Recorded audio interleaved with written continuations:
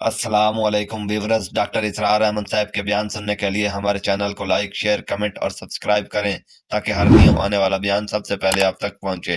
شکریہ۔ وہ نہیں کریں گے کوئی خیانت، خائن نہیں۔ بہرحال چونکہ حضرت ابراہیم کی اولاد تھے، حضرت یعقوب کی اولاد تھے، تو چاہے اور ان میں خرابیاں آگے ہوں گی، لیکن یہ اندازہ انہیں تھا کہ یہ امین لوگ ہوتے ہیں تو ان کے پاس امانت رکھی ہوگی۔ جب وہ نکلے وہاں سے وہ ساری چیزیں بھی ساتھ لے کر آ گئے۔ اس کو کہا اس نے سامنے دیکھے یہ پھینک دو، یہ تو نجس ہے، تمہارے لیے جائز نہیں۔ اس حد تک تو بات ٹھیک ہوئی۔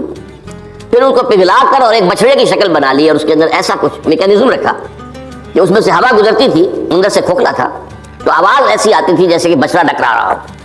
انہوں نے کہا یہ ہے تمہارا خدا۔ یہ موسیٰ کو تو مغالطہ لگا ہے، اس غلطی فہمی کے اندر وہ پڑ گئے ہیں، کہاں گئے ہیں، کس خدا کے پاس گئے ہیں، یہ خدا تو یہ ہے تمہارا خدا، اسے پوجو۔ بہرحال وہاں کچھ لوگ جو ہے کافی بڑی تعداد میں لوگوں نے پرستی شروع کر دی۔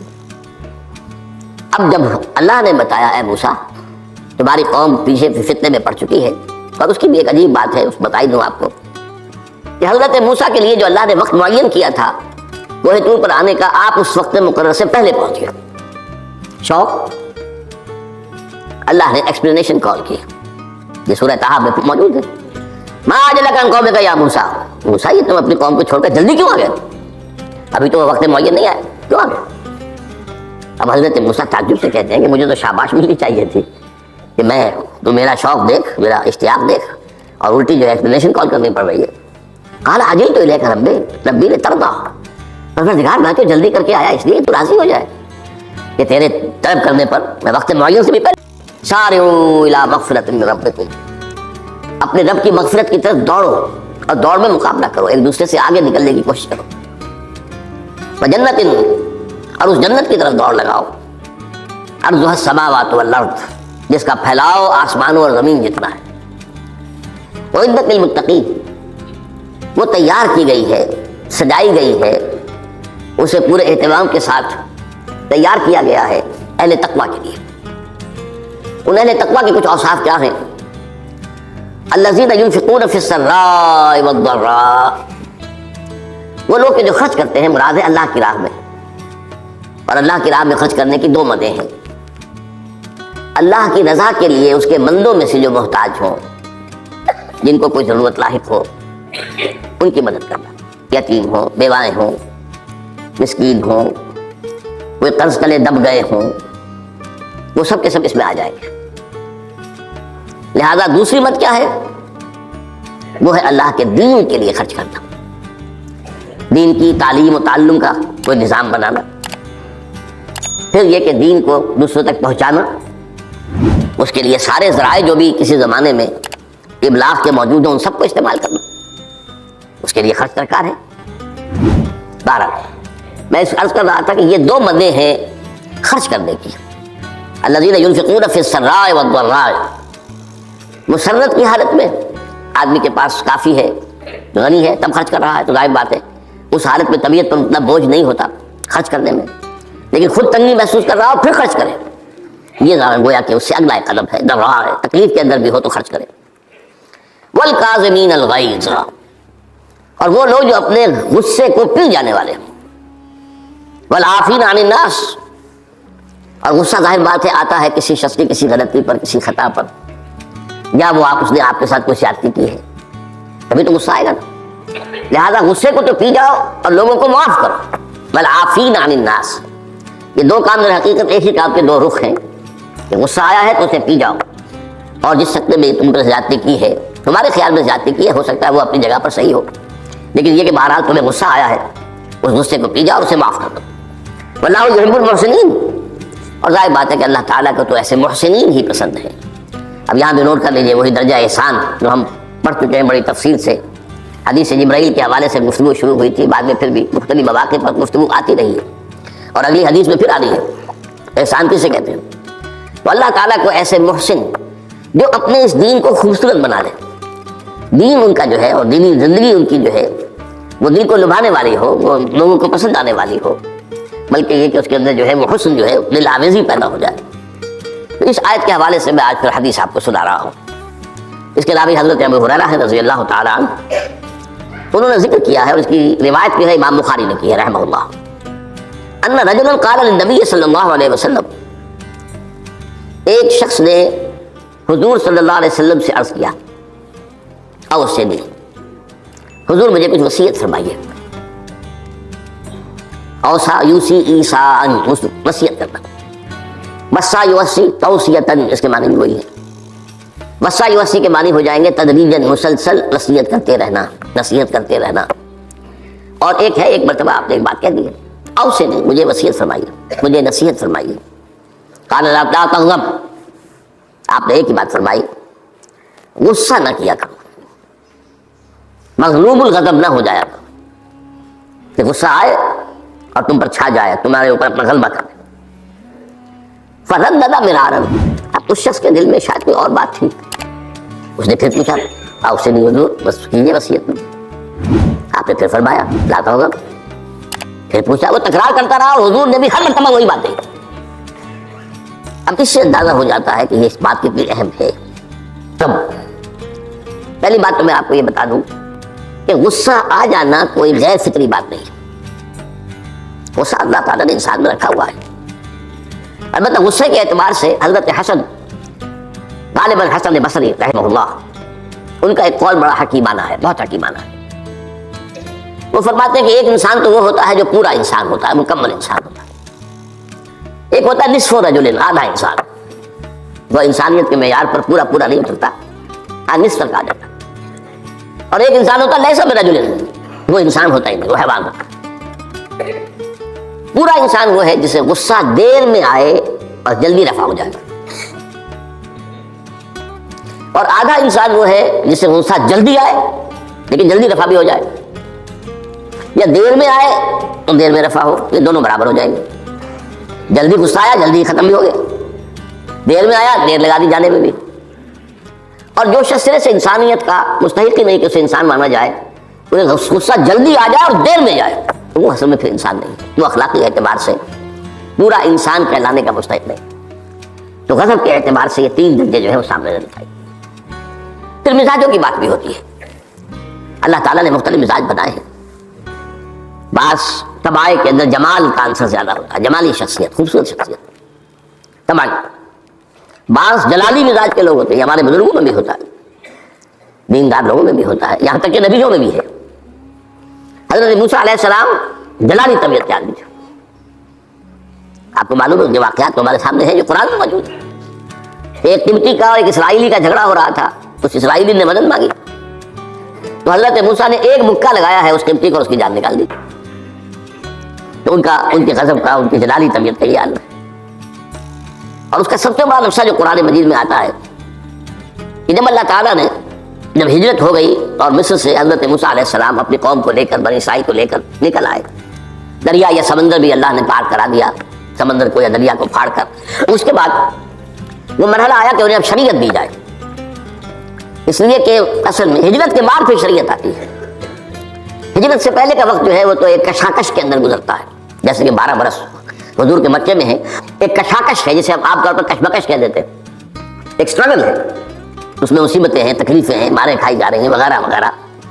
تو ابھی کسی تفصیلی شریعت کے لیے جانے کا موقع نہیں تھا.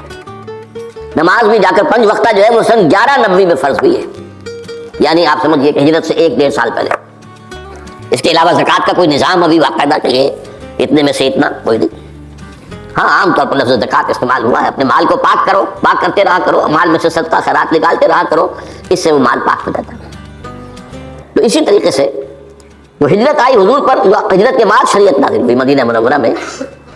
اور دورہ ترجمہ قرآن میں یہ بات واضح میں کر دیا کرتا ہوں کہ اس شریعت کا بلو پرنٹ جو ہے، یہ لفظ آپ میں سے بہت سے حضرات جانتے ہوں گے، کوئی عمارت بنانی ہو تو اس کا جو نقشہ بنتا ہے پہلا وہ ایک نیلے کاغذ پر بنتا ہے، بلو پرنٹ. تو بلو پرنٹ جو ہے اس شریعت محمدی علیہ صاحب الصلاۃ والسلام کا، وہ سورہ بقرہ میں تیار ہو گیا. پھر اس میں جو تفاصیل کے اور پورے جو خد و خال آئے ہیں وہ پھر سورہ نساء اور سورہ مائدہ اس کی تکمیل کی شروع ہوئی. بہرحال جب حضرت موسیٰ کو ہم اللہ تعالیٰ نے طلب کیا 40 دن کے لیے کوہ طور پر، اس کو ہم چلہ بھی کہہ سکتے ہیں، 40 روز کی اللہ تعالیٰ نے ان سے ریاضت کروائی، مشقت، روزہ اور یہ کہ عبادت اور ذکر الہی. اس کے بعد انہیں اللہ نے تورات عطا فرما دی. اس میں آپ کو یاد آ جانا چاہیے حضور سے بھی قرآن مجید کے نزول سے قبل اسی طرح کا معاملہ غار حرا میں آپ کی جو خلوت گزینی ہوتی تھی، اور وہاں پر جو بھی آپ اب کیا عبادات کرتے تھے یہ ہمیں معلوم نہیں ہے، لیکن یہ ہے کہ عام طور پر جو محدثین نے کہا ہے کان صفت تعمدہ فی غار حرا التفکر بالاعتبار، غور و فکر کرتے تھے کہ یہ کائنات کیا ہے، کیا اس کا نظام ہے، یہ معاشرہ ہمارا کدھر جا رہا ہے، یہ خرابیاں کیوں بڑھ رہی ہیں، یہ کیوں انسان کا خون کرتا ہے، یہ کیا بات ہے، یہ کیا وجہ ہے کہ کچھ لوگ بھوکے مر رہے ہیں، کچھ لوگ جو ہے ان کے پاس بہت دولت جمع ہو گئی. یہ غور و فکر جو ہے یہ آپ کا رہا ہے بہرحال. لیکن یہ کہ تخلیہ اور غار میں آپ کا قیام یہ اپنی جگہ پر ثابت ہے. تو اسی طریقے سے وہاں 40 دن کا معاملہ ہوا حضرت موسیٰ علیہ السلام کے ساتھ. اس کے بعد الواح دے دی گئیں، جو پتھر کی تختیاں تھیں ان کے اوپر جو احکام عشرہ ہیں، 10 کمانڈمنٹس جو بنیاد ہیں. جیسے میں نے کہا کہ سورہ بقرہ جو ہے شریعت محمدی کی اساس ہے، تو شریعت موسوی کی اساس وہ 10 کمانڈمنٹس ہیں جو کہ پتھر کے سلوں پر لکھی ہوئی دی گئی ہیں حضرت موسیٰ علیہ السلام کو کوہ طور پر. اب پیچھے کیا ہوا؟ حضرت موسیٰ کی اس غیر حاضری میں سامری کو موقع مل گیا. اس نے گمراہ کرنے کے لیے ایک شعبدہ دکھایا، اور وہ شعبدہ کیا تھا؟ آل فرعون کے جو زیور وغیرہ ہوتے تھے ان لوگوں کے، وہ ان بنی اسرائیل کے لوگوں کے پاس امانت رکھا کرتے. یعنی انہیں بھی اندازہ یہ تھا یہ اسرائیلی جو ہیں یہ بددیانت نہیں ہے، یہ جو ہے اس کے اندر جو ہے وہ نہیں کریں گے کوئی خیانت، خائن نہیں. بہرحال چونکہ حضرت ابراہیم کی اولاد تھے، حضرت یعقوب کی اولاد تھے، تو چاہے اور ان میں خرابیاں آ گئی ہوں گی، لیکن یہ کہ یہ اندازہ انہیں تھا کہ یہ امین لوگ ہوتے ہیں تو ان کے پاس امانت رکھی ہوئی تھی. جب وہ نکلے وہاں سے وہ ساری چیزیں بھی ساتھ لے کر آ گئے. اس کو کہا اس نے سامنے دیکھے یہ پھینک دو، یہ تو نجس ہے، تمہارے لیے جائز نہیں. اس حد تک تو بات ٹھیک ہوئی. پھر ان کو پگھلا کر اور ایک بچڑے کی شکل بنا لی اور اس کے اندر ایسا کچھ میکینزم رکھا کہ اس میں سے ہوا گزرتی تھی، اندر سے کھوکھلا تھا تو آواز ایسی آتی تھی جیسے کہ بچڑا ڈکرا رہا ہو. انہوں نے کہا یہ ہے تمہارا خدا. یہ موسیٰ کو تو مغالطہ لگا ہے، اس غلطی فہمی کے اندر وہ پڑ گئے ہیں، کہاں گئے ہیں، کس خدا کے پاس گئے ہیں، یہ خدا تو یہ ہے تمہارا خدا، اسے پوجو. بہرحال وہاں کچھ لوگ جو ہے کافی بڑی تعداد میں لوگوں نے پرست شروع کر دی. اب جب اللہ نے بتایا اے موسیٰ تمہاری قوم پیچھے فتنے میں پڑ چکی ہے، اور اس کی بھی ایک عجیب بات ہے، اس بتائی دوں آپ کو کہ حضرت موسیٰ کے لیے جو اللہ نے وقت معین کیا تھا کوہ طور پر آنے کا، آپ اس وقت مقرر سے پہلے پہنچ گئے. شوق اللہ نے ایکسپلینیشن کال کی، یہ سورہ طٰہٰ میں موجود ہے. ما اعجلک عن قومک یا موسیٰ، موسیٰ یہ تم اپنی قوم کو چھوڑ کر جلدی کیوں آ گئے؟ ابھی تو وقت معین نہیں آیا، کیوں آ گئے؟ اب حضرت موسیٰ تعجب سے کہتے ہیں کہ مجھے تو شاباش ملنی چاہیے تھی کہ میں تو میرا شوق دیکھ، میرا اشتیاق دیکھ، اور الٹی جو ایکسپلینیشن کال کرنی پڑ رہی ہے. قال عجلت الیک ربی لترضیٰ، پروردگار میں تو جلدی کر کے آیا اس لیے تو راضی ہو جائے کہ تیرے طلب کرنے پر میں وقت معین سے بھی پہلے پہنچ گیا ہوں. فرمایا نہیں، یہ اجرت جو ہے یہ ایسی خطا ہے تمہاری کہ تم نے در حقیقت جو یہ غلطی کی ہے اس کی وجہ سے سامری کو موقع مل گیا ہے کہ اس نے تمہاری قوم کو اضل لہم السامری، سامری نے گمراہ کر دیا. یہ خبر پا کر اب حضرت موسیٰ علیہ السلام جب آئے ہیں واپس اپنے قوم، اس کے لیے جو الفاظ آئے ہیں یہ سورہ اعراف کے اندر ہے. فلما رجع موسیٰ الی قومہ غضبان آسفا. یہ غضبان، یہ غضب کی ایک انتہائی شکل ہے. اس وزن پر عربی زبان میں جو الفاظ آتے ہیں وہ کسی شے کی شدت کو ظاہر کرتے ہیں. انا جوعان، میں بھوک سے مرا جا رہا ہوں. انا عطشان، میں پیاس سے مرا جا رہا ہوں. اسی طرح رحمان، جس میں رحم جو ہے وہ ٹھاٹھے مارتے سمندر کے مانند ہے. تو اس وزن پر جو الفاظ آتے ہیں اسی وجہ سے غضبان، تو میں کہہ رہا تھا یہ ہے جلالی طبیعت حضرت موسیٰ علیہ السلام کی. تو انہیں جب یہ اندازہ ہوا کہ میری قوم کے کچھ لوگ جو ہیں وہ اس طریقے سے گمراہ ہو گئے، مشرک ہو گئے، وہ شرک بھی جلی شرک، خفی شرک نہیں، باقاعدہ ایک پرستش جو ہے ہو رہی ہے ایک بچڑے کی، اسے خدا مانا جا رہا ہے. آصفہ، بہت ہی متاسف. ابھی دو الفاظ آ گئے، غضبان آصفہ، ایک جانب غضبناک اور دوسری طرف انتہائی افسوس اور رنج کی کیفیت. چنانچہ وہاں آ کر جو الفاظ قرآن مجید میں آئے ہیں اسی جلالی طبیعت کا مظہر. تو القل الواح، وہ جو لے کر آئے تھے تخلیہ وہ تو آپ نے ڈال دی. اخذ میراث اخیہ یجرہ الیہ، اپنے بھائی حضرت ہارون کا سر پکڑ کر، بلکہ داڑھی کے بال پکڑ کر اور پیشانی کے بال پکڑ کر گھسیٹا. یہ تم نے کیا کیا؟ میں تمہیں خلیفہ بنا کر گیا تھا، یہاں تمہارے ہوتے ہوئے یہ کام ہو گیا، تم کیوں نہ میرے پیچھے آ گئے مجھے بتانے کے لیے؟ بہرحال چونکہ خلیفہ بنا کر گئے تھے، انہیں رہنا تو وہاں تھا، لیکن انہوں نے کہا کہ مجھے اندیشہ یہ ہوا کہ آپ یہ کہیں گے کہ تم نے بنی اسرائیل میں تفرقہ پیدا کر دیا، اس لیے میں نے برداشت کیا. کیا کرنا، روکتا رہا میں، لیکن یہ کہ میں نے ان کے درمیان جو ہے کوئی بہت بڑا قدم نہیں اٹھایا. لیکن بہرحال اس کے بعد جو قدم اٹھایا گیا وہاں پر وہ فیصلہ کیا گیا کہ 12 قبیلوں میں سے ہر قبیلے کے جتنے لوگوں نے یہ شرک کیا ہے اسی قبیلے کے لوگ جو توحید پر قائم رہے ہیں وہ اپنے بھائیوں کو قتل کریں اور ذبح کریں۔ تو تورات کی روایت کے مطابق 70,000 یہودی قتل ہوئے، اور یہیں سے قتل مرتد کی سزا اسلام میں یہ قتل ہے۔ یہ سب بات لوگ کہتے ہیں جو منکرین حدیث ہیں آج کل اور روشن خیال ہیں، اور جو اپنی روشن خیالی کا جو سند لینا چاہتے ہیں مغرب سے، تو مغرب کا تصور تو یہ ہے کہ یہ انسانی حقوق میں سے ہے۔ ایک مسلمان ہے، اسے اگر عیسائیت پسند آ گئی عیسائی ہو جائے، اس کا حق ہے، کیونکہ مجرم تو نہیں۔ یہ تمہاری شریعت میں یہ کہ قتل کر دیا جائے، یہ تو در حقیقت جو بنیادی حقوق ہے انسان کے اس کے خلاف ہے۔ اسی طریقے سے ایک مرد اور ایک عورت رضامندی سے زنا کرتے ہیں، آپ کو کیا اعتراض ہے؟ یہ ان کا حق ہے۔ ہاں، مائنر نہ ہو، چھوٹے نہ ہو، نابالغ سے زنا نہ کیا گیا ہو، جبر نہ کیا جائے، جبر کریں گے تو مجرم ہو جائیں گے، لیکن اگر رضا کے ساتھ باہمی رضامندی سے وہ کرتے ہیں زنا تو کوئی جرم نہیں ہے، ان کی مرضی ہے۔ تو یہ سارا تصور جو ہے حقوق انسانی کا، جس طرح کا ایک مبالغہ آمیز تصور دنیا میں ہو گیا ہے، اس کی روح سے ہمارے ہاں بھی جو لوگ ہیں جو انہی کو ماڈل بنا رہے ہیں اب، تو وہ کہتے ہیں کہ لا قرآن میں کہاں ہے مرتد کی سزا، اس طرح قرآن میں کہاں ہے رجم کی سزا۔ تو یہ جان لیجیے کہ یہ دونوں سزائیں حضور نے اپنی سنت کے ذریعے سے نافذ کی ہیں، لیکن اخذ کی ہے تورات سے۔ ظاہر بات ہے کہ حضور سے پہلے جو شریعت موسوی تھی وہ لاگو تھی، یہودیوں کے لیے شریعت موسوی تھی، آج تک بھی ہے۔ عیسائیوں کے لیے بھی حضرت مسیح یہی کہہ کر گئے تھے کہ یہ نہ سمجھنا کہ شریعت موسوی کو ختم کرنے آیا ہوں میں۔ Law of Moses, don't think I have come to destroy law. This law of Moses will be applicable to you. وہ تو سینٹ پال نے ختم کیا، اور آج کی عیسائیت جو ہے یہ عجیب مذہب ہے جس میں کوئی قانون نہیں۔ لیکن یہ کہ اسلام میں بہرحال انسانی حقوق کے بھی حدود ہیں، ان حدود کے اندر انسانی حقوق ہوں گے۔ ہاں، اگر آپ مسلمان ہیں اور آپ کو کوئی اور پسند آ گیا، آپ مسلمان ملک کو چھوڑ دیجیے، دارالاسلام کو چھوڑ دیجیے، بات چل جائے گی۔ لیکن یہ ہے کہ دارالاسلام میں رہتے ہوئے آپ کو اختیار نہیں ہے۔ اس کی وجہ ہے کیونکہ اسلامی ریاست کی بنیاد ایک نظریے پر ہے، وہ نسل پر نہیں ہے، وہ رنگ پر نہیں ہے، وہ زبان پر نہیں ہے، نظریے پر۔ نظریے کو کمزور کر دینے والی شے یہ ہے کہ لوگ سازش کر کے ایک وقت میں ایمان لائیں اور پھر مرتد ہو جائیں، تاکہ اسلام کی ہوا اکھڑ جائے۔ اور اس کا معاملہ سورہ آل عمران کے اندر موجود ہے کہ وقال طائفۃ من اہل الکتاب آمنوا بالذی انزل علی الذین آمنوا وجہ النہار واکفروا آخرہ لعلہم یرجعون۔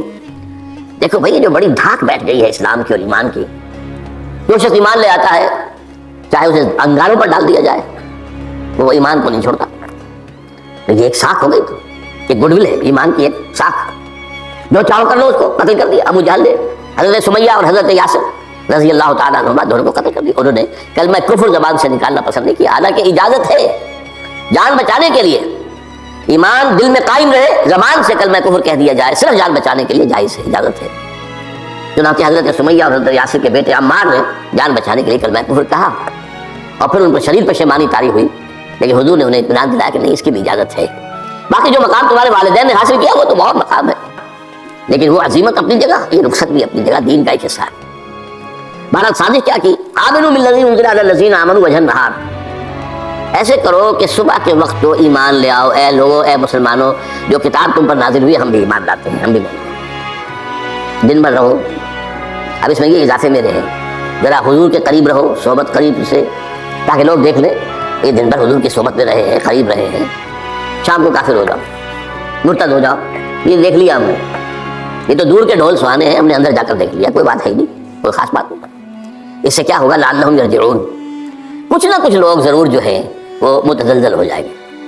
آخر سب لوگ تو برابر کے نہیں ہوتے، نہ ہر زن نست نہ ہر مرد مرد، کمزور ایمان والے لوگ بھی تو تھے نا آخر، اور ان سے بھی نیچے منافقین بھی موجود تھے، لیکن کمزور ایمان والوں کے دل کے اندر بھی خدشہ پیدا ہوا ہوگا، وسوسہ اندازی کا شیطان کو موقع مل گیا کہ بھائی کوئی بات دیکھی ہوگی نا، انہوں نے بڑے بھلے لوگ تھے، بڑے اچھے لوگ تھے، بڑی نیک نیتی سے ایمان لائے تھے، اور حضور کی صحبت میں اور محفل کے اندر بڑے مؤدب ہو کر بیٹھے رہے تھے، بڑی توجہ سے انہوں نے حضور کا کلام سنا تھا، تو آخر کوئی بات تو ہوگی نا جو دیکھی ہے انہوں نے، تبھی تو وہ جو ہے وہ اسلام کو چھوڑ کر چلے گئے۔ اس فتنے کا سد باب کرنے کے لیے قانون بنا ہے، جو اسلام لائے دیکھ بھال کر لائے، اس لیے کہ ظاہر بات ہے کہ یہ تو اب ایک وادی، اس کے اندر قدم رکھنا ہے جس میں مشکلات بھی آئیں گی، تکالیف بھی آئیں گی۔ لیکن یہ کہ بہرحال اس سے رجوع کرنے کا پھر حق نہیں ہوگا. اسلام اگر چھوڑو گے تو قتل کیے جاؤ گے. یہ کنڈم کرنا اس کو شریعت اسلامی کے خلاف بغاوت ہے. قرآن میں نہیں ہے لیکن ازروع قرآن تورات پر بھی لفظ قرآن کا اطلاق ہوتا ہے. چنانچہ مکے کے کفار و مشرکین کا قول نقل ہوا ہے قالوا لن نؤمن بهذا القرآن والذي بين يديه. انہوں نے کہا نہ تو ہم اس قرآن پر ایمان لائیں گے جو محمد پیش کر رہے ہیں اور نہ اس قرآن پر جو ان سے پہلے ہے. تو تورات کو بھی ایک معنی میں قرآن کا لفظ جو ہے اس کا اطلاق ہوتا ہے. تو حضور صلی اللہ علیہ وسلم نے یہ دو سزائیں جو ہیں قتل مرتد اور رجم کی سزا بھی ظاہر بات ہے قرآن میں نہیں ہے, مانتے قرآن میں نہیں ہے, لیکن شریعت جو ہے وہ صرف قرآن پر مبنی نہیں ہے. بس یہ بات ایک اصول موٹی. شریعت کی دو بنیادیں مستحکم ہیں, مستقل بذات ہیں, انڈیپینڈنٹ آف ایچ ادر. کتاب اللہ و سنت رسول صلی اللہ علیہ وسلم, اللہ کی کتاب اور اللہ کے رسول کی سنت, صرف قرآن نہیں ہے. یہ اہل قرآن جو بھی کہلاتے ہوں, جن کو منکرین حدیث کہنا چاہیے, جو یہ قرآن مجید کو ہی سمجھتے ہیں کہ بس یہی بہت کافی ہے, اس کی پھر تعبیریں جو کرتے ہیں, ان میں سے دو آدمی بھی نماز پر متفق نہیں. نماز کتنی ہوں گی, نماز ہے بھی کہ نہیں, صلاۃ کے معنی نماز ہے بھی کہ نہیں متفق نہیں. کیسے ہوں گے؟ تو سنت رسول سے معین ہوا ہے صلو کما رأیتمونی اصلی, نماز پڑھو جیسے مجھے دیکھتے ہو میں نماز پڑھتا ہوں. سارا معاملہ تو اس سے ہے. تو بہرحال اس اعتبار سے یہ جو میں نے آپ کو حضرت موسیٰ علیہ السلام کا معاملہ بتایا, تو اس میں میں ایک بات قائم کرنا چاہتا ہوں آپ کے ذہن میں کہ غضب کب آتا ہے انسان کو, غصہ کب آتا ہے؟ کسی نہ کسی حمیت پر زد پڑتی ہے تو غصہ آتا ہے. یا تو حمیت ذات ہے, آپ نے محسوس کیا میری ذات کے اوپر جو ہے حملہ کیا گیا ہے, میری شہرت پر, میری عزت پر, لہذا غصہ ہے. یا یہ کہ میرے خاندان پر بھی حرف لایا گیا ہے, بے حرمتی کی گئی ہے, یا میری قوم اور وطن پر, اور یا اللہ کے دین پر. تو اس میں حمیت دینی پر غصہ آنا یہ ظاہر بات ہے کہ مستثنیٰ ہو جائے گا ان غصوں سے جو حمیت ذاتی پر آیا ہے, یا حمیت عائلی پر آیا ہے, یا حمیت قومی وطنی پر آیا ہے. لیکن یہ کہ اللہ کے دین کے معاملے میں غضبناک ہو جانا, اس میں ظاہر بات ہے کہ فرق پڑ جائے گا بنیادی طور پر. تو حضرت موسیٰ کا غصہ جو آیا ہے وہ اس پر آیا ہے کہ میری قوم, یہ وہ لوگ جنہوں نے 9 جو ہے معجزے وہ تو مصر کے اندر رہتے ہوئے دیکھے. وَلَقَدْ آتَيْنَا مُوسَىٰ 9 آیات بَيِّنَاتٍ, سورہ بنی اسرائیل میں ہے. 9 معجزے, شروع میں 2 تھے پھر آتے چلے گئے, اور پھر اتنے بڑے بڑے معجزے دیکھے. سب سے بڑا معجزہ سمندر کا پھٹ جانا, اور اسی صحرائے سینا کے اندر اس پڑاؤ جو ڈالا ہے کوہ طور پر, اس سے پہلے من و سلویٰ کا نزول ہوا ہوگا, ایک چٹان سے 12 جو ہے چشمے بھی پھوٹے ہیں, یہ سب کچھ دیکھا. تب حال یہ ہے اس کا. تو اس پر غصے کا آنا, غضبناک ہو جانا, یہ گویا کہ بالکل معقول ہے, قرین قیاس ہے. اس میں بھی ایک اور مثال ہے اللہ کے رسولوں میں سے, انہیں بھی حمیت دینی پر غضبناک ہوئے اور انہیں غصہ آیا شدید. تو حضرت یونس علیہ السلام تھے. وَظَنُّونَ إِذْ ذَهَبَ مُغَاضِبًا وَظَنَّ أَن لَّن نَّقْدِرَ عَلَيْهِ. نینوا ایک شہر ہوتا تھا عراق کے شمال کے اندر, وہاں یہ بھیجے گئے تھے رسول بنا کر. انہوں نے دعوت دی, جو بھی تلقین, نصیحت, تبلیغ, حق ادا کر دیا. قوم ایمان نہیں لائی, کفر پر اڑی رہی. اس کے بعد یہ غضبناک ہو کر, اب یہ غضب جو ہے یہ دین کا غضب ہے, اپنی قوم کو چھوڑ کر چل گئی. لیکن یہاں ایک خطا ہو گئی ان سے. حضرت موسیٰ سے خطا کیا ہوئی تھی کہ وقت معین سے پہلے پہنچ گیا. فَإِنَّا قَدْ فَتَنَّا قَوْمَكَ مِن بَعْدِكَ, اس کی سزا مل گئی. یہاں غلطی کیا ہوئی کہ رسول جو قوم کی طرف بھیج دیا جائے, جس قوم کی طرف یا جس شہر کی طرف یا جس علاقے کی طرف, جب تک ایکسپریس پرمیشن اللہ کی نہ آ جائے رسول جگہ چھوڑ کر نہیں جا سکتا. یہاں یہ ہے کہ وہ اتنے غضبناک ہو گئے کہ یہ بات جو ہے یہ ذہن کے سامنے نہ رہی, اور آپ اپنی قوم سے ناراض ہو کر, یہ بدبخت قوم جو ہے یہ تو ہلاک ہو کر ہی رہے گی, تو یہ چھوڑ کر چلے گئے. یہ غلطی ہوئی. چنانچہ آپ کو یاد بھی آ گیا ہوگا کہ جب ہجرت مدینہ کی اجازت آ گئی ہے اللہ کی طرف سے عام صحابہ کے لیے, تو آپ نے کہہ دیا چلے جاؤ مدینہ جاؤ, آپ خود نہیں گئے جب تک کہ ایکسپریس پرمیشن واضح طور پر, معین طور پر آپ کے لیے اجازت نہیں آ گئی.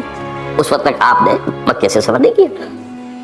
حضرت, یہ واقعہ سیرت کا مشہور واقعہ ہے, حضرت ابو بکر صدیق رضی اللہ تعالیٰ عنہ نے 2 اونٹنیاں تیار کی تھی کہ لمبا سفر ہے اور تیز جانا ہوگا, ہم جب جائیں گے ظاہر بات ہے پیچھا کیا جائے گا, تعاقب ہوگا, تو اچھی فرما اونٹنیاں ہوں. انہوں نے خوب کھلا پلا کر تیار کیا تھا اور حضور کو بتایا نہیں تھا. اب منتظر تھے حضور کیا اجازت آ گئی؟ نہیں ابھی نہیں آئی. پھر پوچھا اجازت آئی؟ حضور نہیں آئی. اب حضرت عائشہ فرماتی ہیں اور نکاح میں آ چکی تھی حضور کے، لیکن تھی ظاہر بات ہے کہ 6 سال کی عمر میں نکاح ہو گیا تھا، 9 سال کی عمر میں وداعی ہوئی ہے، بعد میں مدینے میں جا کے. تو ان کی روایت ہے کہ ہم نے دیکھا کہ دوپہر کے وقت حضور چلے آ رہے تشریف لا رہے. اب یہ بات بڑی غیر معمولی تھی. عرب میں یہ جو وقت ہے قیلولے کا، ظہر اور عصر کے درمیان، اس میں بازار بھی بند ہو جاتے ہیں، آفیسز بند ہو جاتے ہیں، اور یہ کہ کسی کے گھر آنا جانا اللہ یہ کہ آپ کو کھانے پر بلایا ہو دوپہر کے بعد دوسری ہے، ایک آنا جانا نہیں ہوتا، وزٹ نہیں ہوتی. تو بڑے حیران ہوئے. تو حضور نے اپنا چہرہ وغیرہ چھپایا ہوا بھی ہے اپنے رومال میں، تشریف لائے اور آ کر کہا کہ میں اندر آنا چاہتا ہوں. حضرت ابو بکر تشریف لائیے. تو آپ کی اب ظاہر بات ہے حضرت عائشہ سے نکاح تو ہو چکا تھا، وہ تو محرم تھی، یہاں کوئی نامحرم نہیں ہے، آپ آئیے. آ کر آپ نے کہا کہ ابو بکر اجازت آ گئی. اب حضرت ابو بکر کی خوشی کا ٹھکانہ نہیں تھا، دل میں سوچتے تھے کہ اب مجھے شاباش ملے گی. عرض کیا حضور میں نے 2 اونٹنیاں تیار کر رکھی ہیں، خوب کھلا پلا کر سلوا کیا ہے، تیار کیا ہے. حضور نے تھوڑا سا توقف فرمایا. اچھا میں 1 اونٹنی میں استعمال کروں گا لیکن میں اس کی قیمت ادا کروں گا. حضرت ابو بکر رو پڑے کہ حضور کیا مجھ سے بھی مغایرت ہے؟ میں نے اپنے جان و مال میں سے کون سی چیز آپ سے بچا کر رکھی؟ سارا مال آپ پر خرچ کر چکا. آپ نے اشارہ کیا حضرت عائشہ کے بارے میں. تو ایک مرتبہ پوچھا ہے کہ وہ تو آپ کی بھتیجی ہے، کیسے آپ کے ساتھ نکاح ہوگا؟ کہ وہ دینی معاملہ ہوتا ہے، میں تو میرے دینی بھائی ہو، یہ کچھ بھی بھائی تو نہیں. اتنا کہنے کی دیر سے بیٹی پیش کر دی. تو میں نے اپنی کون سی چیز کو آپ سے بچا کر رکھا؟ یہ ان کے الفاظ نہیں ہے، یہ میں ان کے جذبات کی تعبیر اپنے الفاظ میں کر رہا ہوں. لیکن یہ واقعہ میں آتا ہے کہ رو پڑے. تو بہرحال یہ جب تک ایکسپریس پرمیشن نہیں آتی اس وقت تک رسول نہیں جا سکتا. حضرت یونس چھوڑ کے چل دیے. وَظَنُّونِ الذَّهَبَ مُغَاضِبًا، مغاضب وہی غضبناک. تو اس کو اللہ تعالیٰ نے پکڑا، اس لیے کہ یہ غلطی ایسی تھی کہ جس کے اوپر پکڑ ہونی. یہ تو کار رسالت کے اندر جو اس کی شرائط ہیں ان میں سے ایک شرط کے اندر کمی ہوئی ہے. لہذا پھر وہ آپ کو معلوم ہے کہ وہ مچھلی کے پیٹ میں گئے اور وہاں انہوں نے جو لا الہ الا انت سبحانک انی کنت من الظالمین، تو آپ نے جو بھی وہ استغفار کیا ہے اللہ سے، پھر اللہ نے معاف کیا. پھر اس مچھلی نے ویل مچھلی کوئی ہوگی جو شط العرب میں معلوم ہوتا ہے، شط العرب میں اس نے نکلا ہے. اور شط العرب یہ دونوں دریا جو ہیں فرات اور دجلہ جب عراق کے جنوب میں آ کر ایک ہو جاتے ہیں تو وہ تو گویا کہ ایک چھوٹا سا سمندر بن جاتا ہے، اتنا بڑا وہ شط العرب کہلاتا ہے. اس سے ہو کر پھر گلف میں آئے اور گلف سے ہو کر کہیں مکران کے ساحل پر آ کر اگلا ہے اللہ کے حکم سے اس مچھلی نے حضرت السلام. اس پر ایک تحقیقی مضمون میثاق میں ایک زمانے میں شائع ہوا تھا، میں اب اس وقت کی تفصیل میں نہیں جا سکتا، کہ اس علاقے میں حضرت یونس علیہ السلام کو اور پھر وہ اس کے ساحل پر پڑے رہے.